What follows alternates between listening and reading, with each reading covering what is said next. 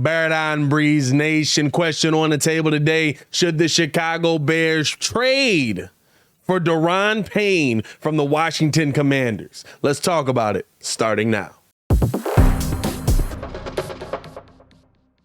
Now, if you are new to the channel, please like the video. Please subscribe to the page. We do talk Chicago sports daily on this channel. It's the only channel talking Chicago sports, how Chicago talks. So make sure that you get in tune with us, man. So Bears got a little bit more money back, and the question came up today on the Daily Show: should the Bears do with the money? Should they go after another Larry Ogunjobi? Should they bring back Eddie Goldman? What should they do after they finally let Akeem Hicks go? Right, he signs up with the Tampa Bay Buccaneers for $10 million, and so you feel like that defensive tackle position is a little bit thin, but there does seem to be a little bit of turmoil going on out with the Washington Commanders while dealing with Daron Payne coming into his 5th year of his rookie deal, and he wants to get a deal done now. He's not looking to wait until the end of the season. He wants to get this deal done now. Seems that he's been a holdout at all of the voluntary training camps. We'll see if he is a holdout at some of the mandatory training camps when things come serious, right? But the interesting thing there is if Daron Payne does want out, which could be a possibility, right? Because when you think about everything that the Commanders have going on right now, we know that while Payne, who's 25 years old, is entering his 5th year, the Commanders have prioritized other people. They've already paid tackle Jonathan Allen. They're probably going to pay Terry McLaurin. We know that that's somebody they absolutely want to get there. And in the near future, they're going to have to prioritize signing Chase Young and Montez Sweat, right? And on top of all of that, guess what? They just traded for Carson Wentz. So he's probably going to be there for a little bit of time, and he's got a massive cap hit right now. So Daron Payne, even as good as he is, might actually be the odd man out in this situation. Could the Bears sneak in there and try to get him out of there? And what would it cost? That's really the question, right? Now, before we get into what the cost will be, I do want to know how you guys feel, man. Let me know in the comments below. Do you think the Bears should trade for Daron Payne? Let me know your trade packages in the comments below as well. Now, when you look at Daron Payne, right, like I said, he's a 25-year-old who is graded out excellently. He had a great season last season in the 2021, 4.5 sacks, 61 combined tackles, 15 QB hits, 47 total pressures. And while he doesn't fall into the Aaron Donald, Cameron Hayward, Vita Vea kind of elite lineman in there, he's kind of in that tier right below him, right? So maybe a top 10, maybe at 10, maybe top 12 if you want to say it, defensive lineman.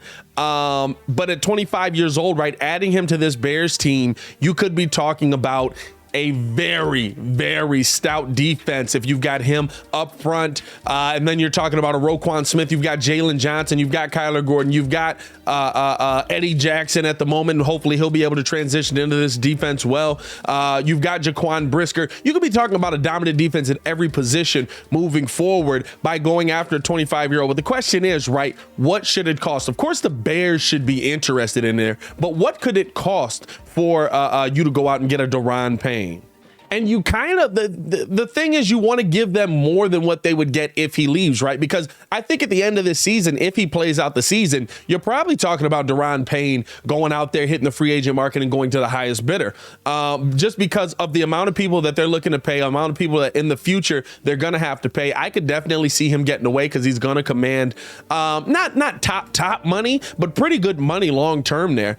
So you're talking about possibly a 4th round compensatory pick. Would a 3rd round pick get the job done for you? You know, that's kind of where you're at with it, right? Like, and you would have to get him in here and be assured that he's going to sign. But would a 3rd round pick get the job done for you, giving them more value than what they would have? The tough part is, right, like they're probably asking for more. You probably might be talking about even a 3rd and a 5th, right, in that situation. And while you're getting in getting back a extremely good player in Daron Payne, the one thing that I will say is that I want to see the transition in this team to where they're using these picks for the offensive side of the ball. We can clearly see that even under the new regime, the Chicago Bears seem like they can still put together a pretty good defense. Now, it's yet to be seen this season, but when you look at the names that are coming off of the line, the sack totals that they had, you look at the DBs that we finally got into the building, you feel pretty good about those guys and Kyler Gordon and Jaquan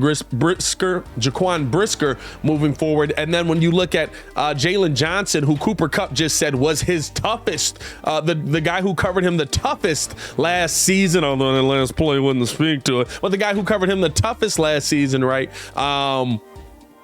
I mean, you feel good about your defense moving forward already. I want to see the Bears start to use some of these picks for the offensive side of the ball to get Justin Fields the weapons that he's going to need. And so I feel like you need your full slate of picks to do that. Am I getting a sure thing? For me with Daron Payne, you feel like you are, right? If I'm throwing out a third and a fifth there, you feel like you're getting a pretty good return there for the guy that you're sending out, right? I got to guarantee that this guy's going to be able to pressure the quarterback. And here's the thing, Robert Quinn's not going to be here forever. You're going to have to find more guys to get on that line to pressure the quarterback, younger guys. And I like if you have Daron Payne, it's somebody that's a staple on that line that you can have there for years to come.